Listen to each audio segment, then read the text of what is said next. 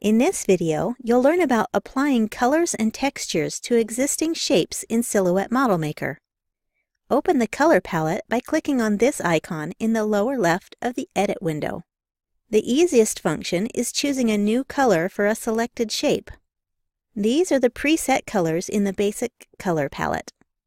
You can also choose a custom color by clicking your pointer within this True Color palette, Add Gray, or input specific color codes. But solid colors aren't the only option for your shapes. You can also add textures by going to the Texture palette.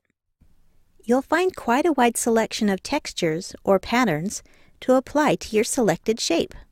I won't go through them all here, but there are arrow textures, fabric, floor textures, polka dots, wood, and even flags.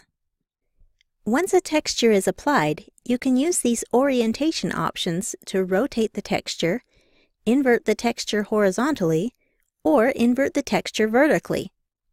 Not every texture will look good on every shape, and you may need to stretch the shape for it to look right. While a shape is in the Wireframe View, you won't see the texture or color until going back to Solid View, but you can see in the Output window that the texture or color is still applied and will print when you send the job to the printer.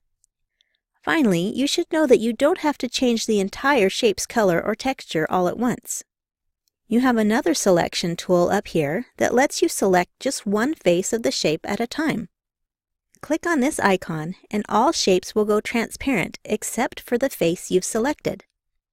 The selected face will take on the color or texture you choose while it's selected. This is especially nice on quick shape models, so you can change things like individual walls and rooftops.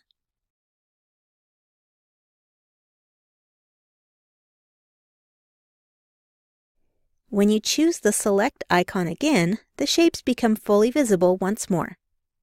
You can also drag a color or texture to a shape's face while in the regular Select mode.